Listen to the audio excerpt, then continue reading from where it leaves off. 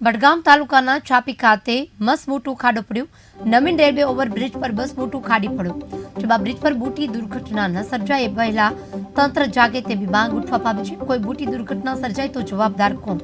ગાડીઓ ખાડામાં પાડવાના કારણે માલ સામાન નીચે પડ્યા. ખાડાના કારણે વાહન ચાલકો ત્રાહિમામ પોકારી ગયા છે.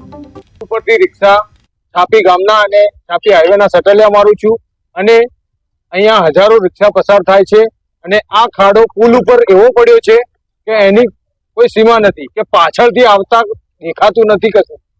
બરાબર. આ હમણાં પરમ દિવસે એક બાઇક વાળો અહીંયા પડી ગયો હતો. બરાબર. આ પુલ ઉપરથી અહીંયા પુલથી બહાર નીચે પડી જઈએ તો એની જવાબદારી કોણ લેશે? મારું નામ ચૌધરી એપી ફરજીભાઈ છે. અમે અહીંયાથી ડેલીના જતા હોઈએ છીએ કોઈ પણ કામથી માટે. છાપી પુલ ઉપરથી જતા હોઈએ છીએ હાઈવેના કોઈ પણ કામ માટે.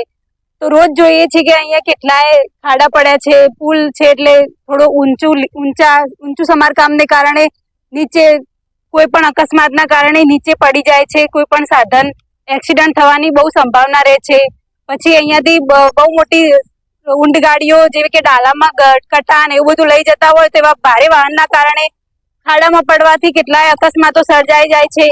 અને આવા જવા પર સ્પીડના કારણે સંતુલન થોડું રાખવું પડે છે કે જેથી કરીને સંતુલન જળવાઈ રહે સાધનનું.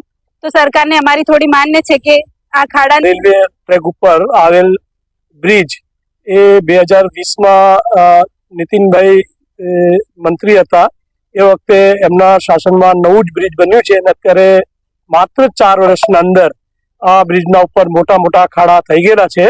એટલે હું પ્રશાસનને ધ્યાન આપવા માંગુ છું કે આ જર્જરિત હાલતમાં બ્રિજ થઈ ગયેલ છે. જો તાત્કાલિક ધોરણમાં આને રિપેરિંગ કરવામાં ન આવે તો મોટી જાનહાનિ થવાની સંભાવના છે. જે તે આજના જે વહીવટદારો